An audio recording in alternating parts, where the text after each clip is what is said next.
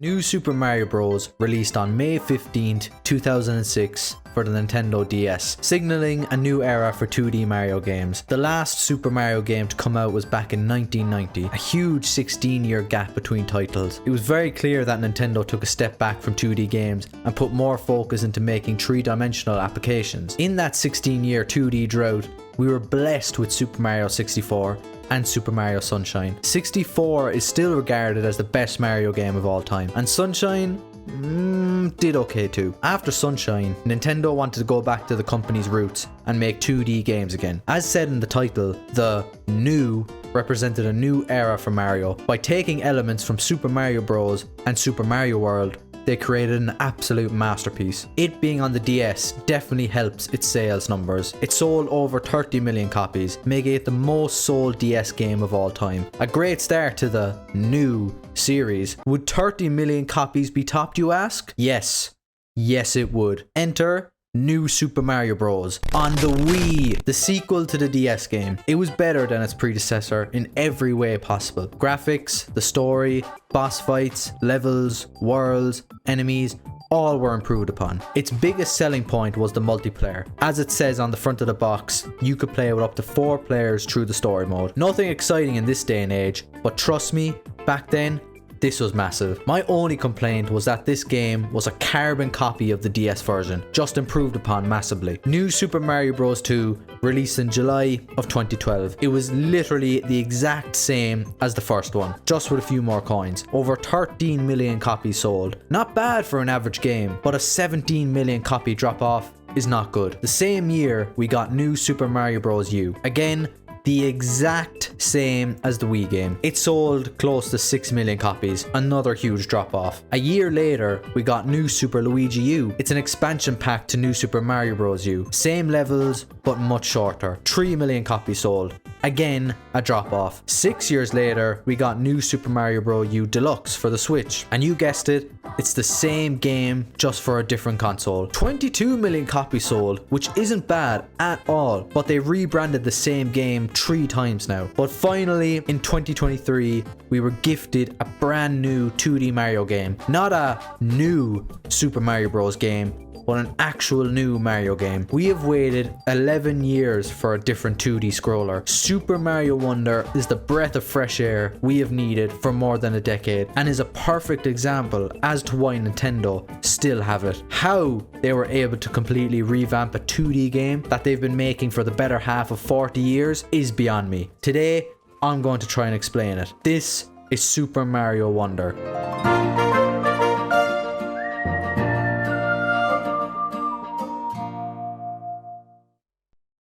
Our story begins in the Flower Kingdom, a short hop away from the Mushroom Kingdom, supposedly. No more than 5 seconds in, and we are greeted with our first major change from the old series. A new kingdom opens the door to endless possibilities. Very well played by Nintendo. Small detail here, but I love the way the tutorial is integrated into the opening scene. It's also here where we're introduced to Prince Florian, a little worm thing that rules the kingdom. We're then thrown back into familiarity when Bowser shows up and grabs the all-new Wonder Flower. The flower's power is shown when Bowser transforms into a gigantic flying castle with piranha plants protecting him. Along with that, it shows the damage it can cause by capturing every resident of the kingdom and locking them in their own castles. Quick side note, the rock music that plays whenever Bowser is present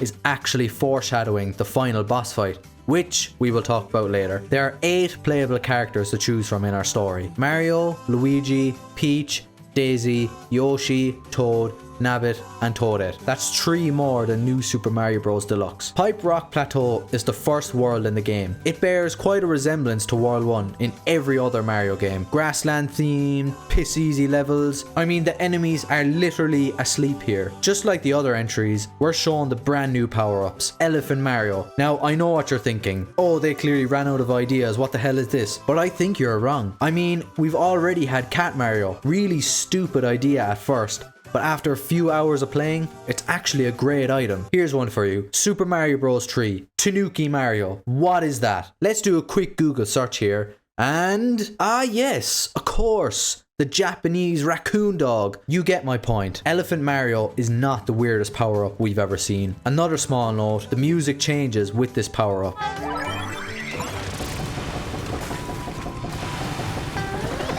Tubas play when you're walking around. Of course, we're also introduced to the Wonder Flower. Each level has one. The Wonder Flower changes the mechanics of the level and can transform the player. When in the Wonder effect, you can obtain Wonder Seeds. Wonder Seeds are used to unlock levels, kinda like the Star Medals in Super Mario 3D Land, for a reference. The levels play mostly the same, but with a few new designs. The Talking Flowers are a cute new addition too. They keep the player company while telling jokes and giving us tips. Get close and... pussy! You progress through the story like any other 2D Mario game. Each world has a boss fight at the very end, and here is where you will battle Bowser Jr. Now here is where Nintendo's creativity shines. How many castle bosses have we faced before? For argument's sake, let's just say 8 per game, because there are usually 8 worlds, right? 8 multiplied by 6 Super Mario Bros. Games is 48, so around 50 times. What could they possibly do differently? Bear in mind, it's a 2D boss fight. Let me tell you, they use the Wonder Flower. Each time you fight Bowser Jr., he uses the Wonder Flower against us, and it completely changes the arena and himself. It's a random effect every time you fight him. It's fantastic and genius. The flower is a very simple power-up, but it completely changes the dynamic of the game. As you travel through the 6 worlds to get to Bowser, you are rewarded a Royal Seed after every Bowser Jr. fight, except for 2. They are obtained by a Poplin. Royal Seeds are more powerful than Wonder Seeds. They have the ability to remove Cloud Piranhas that are protecting Bowser's castle, and that's basically the storyline. New Super Mario Bros. Titles have never really complicated things when it comes to the storyline. I have to mention Bowser's Wonder World, the final world in the game. It is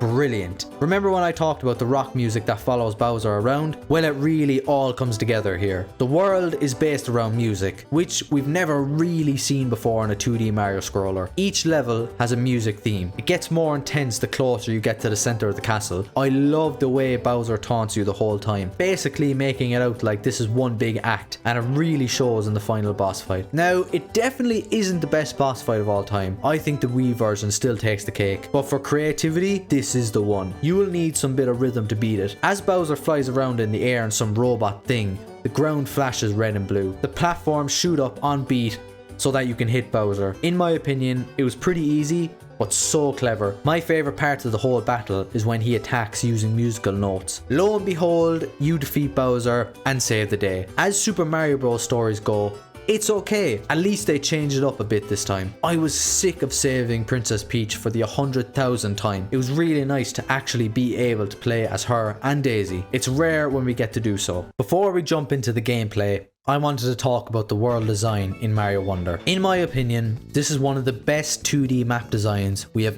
ever been blessed with. It still has some of the same qualities as older games, while also completely revamping the idea. My main focus will be on Bowser's Wonder World being right in the center. Throughout the entire game, you are never too far away from the final boss fight. I like the change of direction here, as usually the ending of the game is the furthest away, while in this journey, the end is always in touching distance. As you collect more Royal Seeds, you witness Bowser's protection becoming weaker, indicating how much progress you are making. While in previous titles, progress was shown by how much closer you were getting to the castle. I thought this was such a good idea for a map layout. It's a 2D game, but somehow managed to get rid of the linear aspect of it. And yet again, it's such a small, simple idea. There are 8 worlds in total. 6 main worlds that are a part of the main story, and 2 side worlds, which include the Petal Isles and the Special World. Petal Isles is like the main hub for the map. It's the area that is surrounding Bowser's world. It's your bog standard water world. Along with that, it's a fast way of getting around the map. People might think it's absolutely useless considering you can fast travel to any level,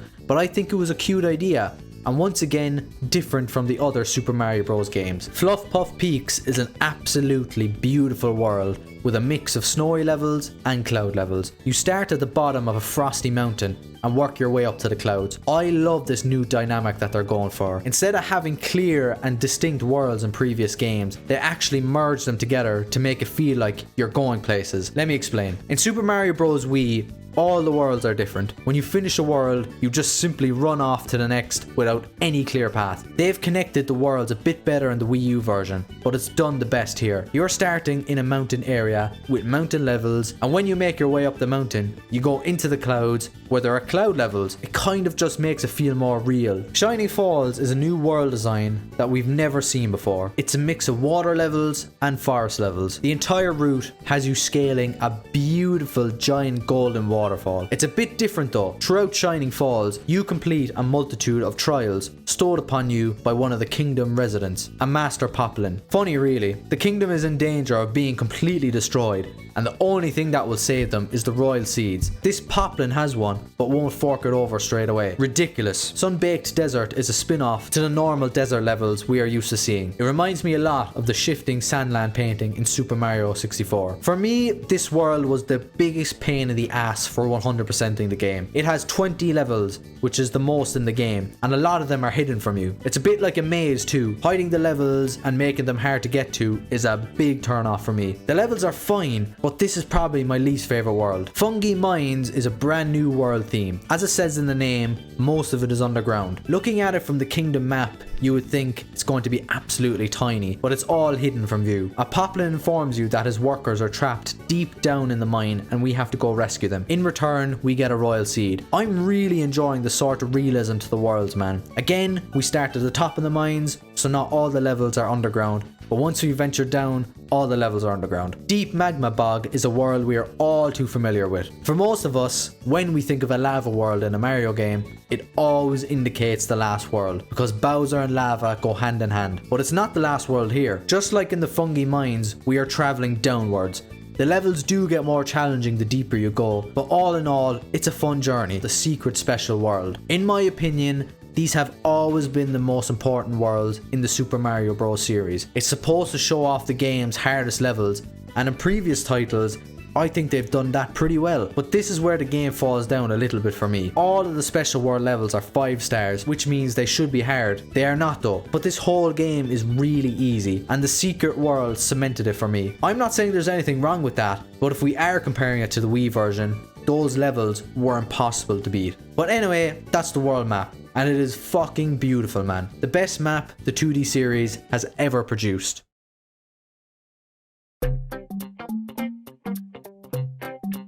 To begin, let's talk about the biggest change in gameplay we have ever seen in a Super Mario Bros. Game: badges. For many years, there was only one way to play through the levels. You collect the coins, reach the flagpole, and that's it. Why would you ever bother to go back and play it again? With badges, there are multiple ways to go through a level. They're broken down into 3 categories: Action, Boost, and Expert. Action badges can add new abilities to the player. Boost badges grant passive benefits, and Expert grants a more advanced way to play the game. Expert badges are basically the non-official difficulty level of the game. Nintendo has never had an in-game difficulty system, mostly because they want people of all ages playing their games. So to combat this, they made the Expert badges. Casual players can play the game normally, while more advanced players can try beat the game with each badge equipped. I'll start with the Sound Off badge. This is just put into the game for a bit of fun. The developers make the sounds of the game.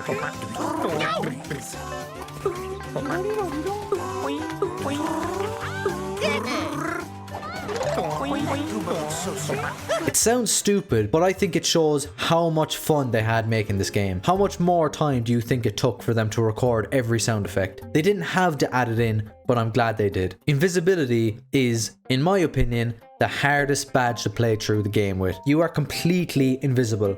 The only visual cues we have is Mario's foot smoke when he stops suddenly or ground pounds. Of course, it's made easier if you carry something. The only positive is that the enemies can't see you. Spring Feet is another pain in the ass of a badge. You're just constantly jumping. It's very hard to judge a jump when you're trying to leap over something. 99% of the time, I end up hitting an enemy or falling down a hole. This was the most frustrating challenge to complete. And then there's Jet Run, a bit like the Spring Feet badge, except this time you're constantly running at a very fast pace. The only upside to this is that if you fall off a platform, you have a moment where you can float and you can jump to save yourself. It's fine. The badge challenge was also a pain. Let's just say I won't be completing the game with this badge anytime soon. Boost badges are like power-ups. Some of them change every power-up to a certain one. So if you set it to firepower, every item box in the level will have a fire flower in it, if you get me. If you're struggling to find all 10 coins, the sensor badge lets you know if one is near. Safety bounce helps you out of lava and poison. Basically, these are the opposite to expert badges. These help you massively. Action badges are the main ones to use because it changes the way we as the player plays the game. I won't go through them all, just the ones I feel are necessary. The main one I used was the parachute cap. It acts a lot like the propeller power up from the Wii version. It's a nice safety net. If you ever felt like you were going to die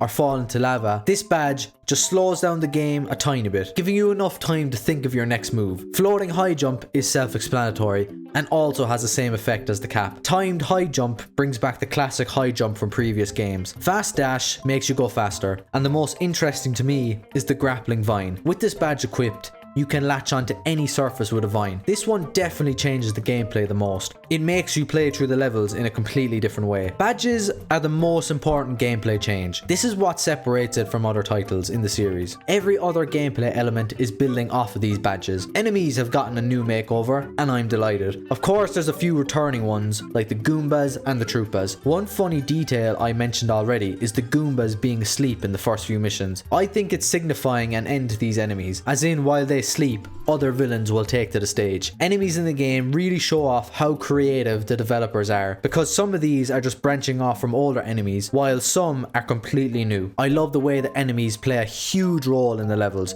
A great example would be the Bluebird. They shoot their own beaks at the player, but then they extend into a platform. Most missions with these birds require you to use their beak platforms. Hoppos are Hoppos are used to jump over stuff. The moving door enemy is literally a door that can kill you. It reminds me a lot of Monsters Inc. Once beaten, you have to go through the door, mostly to find a secret exit or 10 coins. Can you see the pattern here? All the enemies named above play a huge role in the levels you play. Some not so much, like the Hoppy Cat. Really good idea, but it's so annoying. Hoppy Cats jump whenever the player jumps, and I don't know what it is.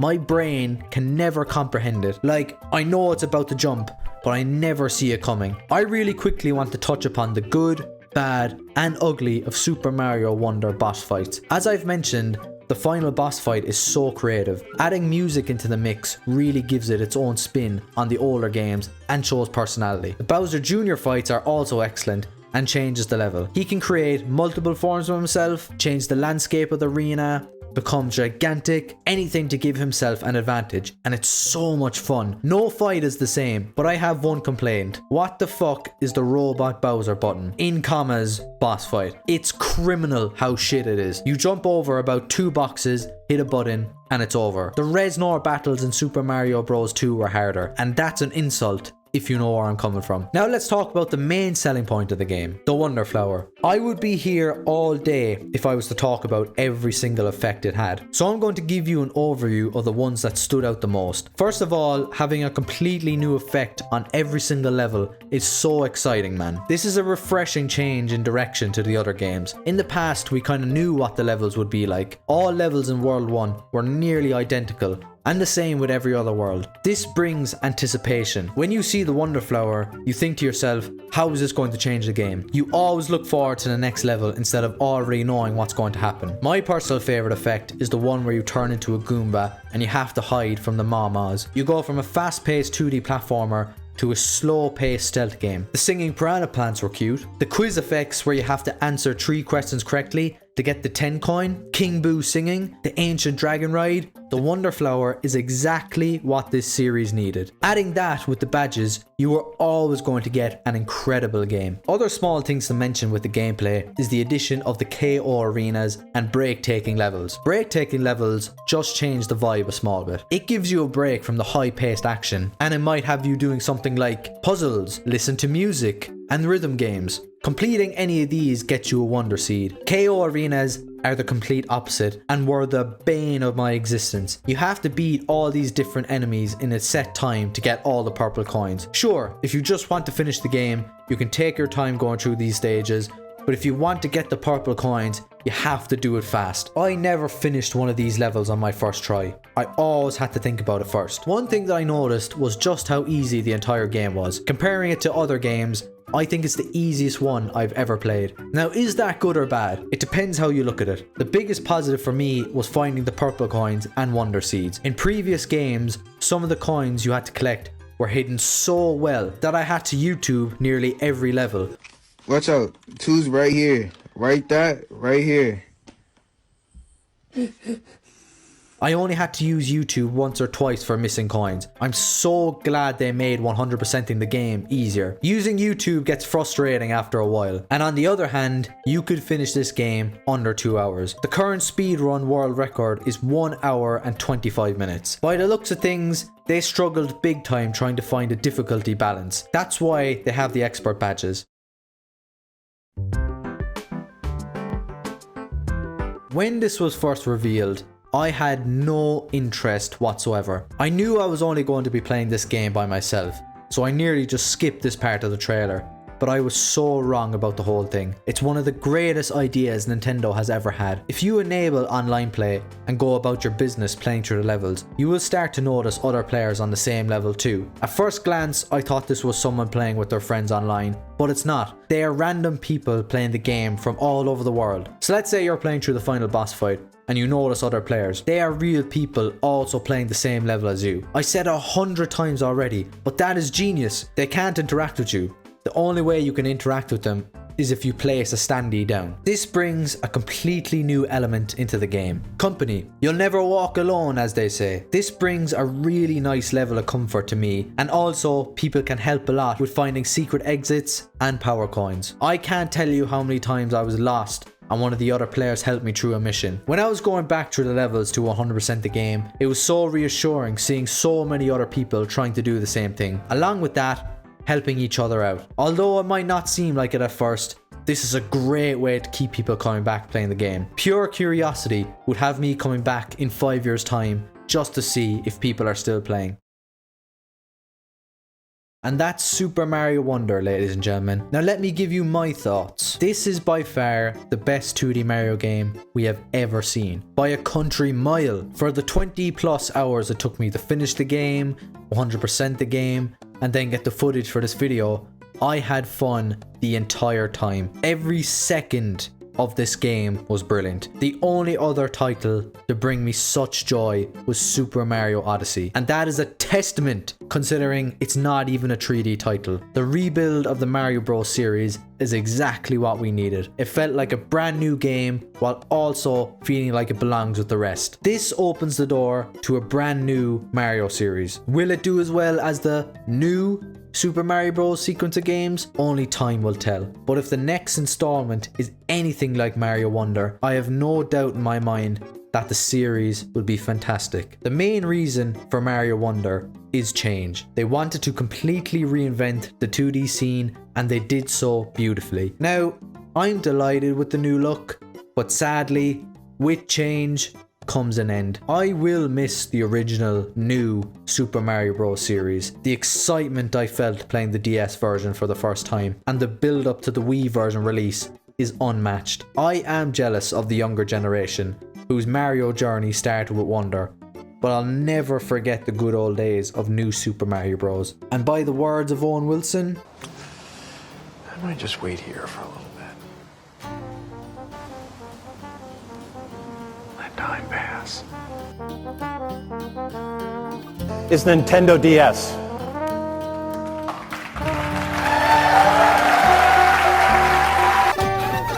Mario's Big Adventure is now on the Nintendo DS. New Super Mario Bros.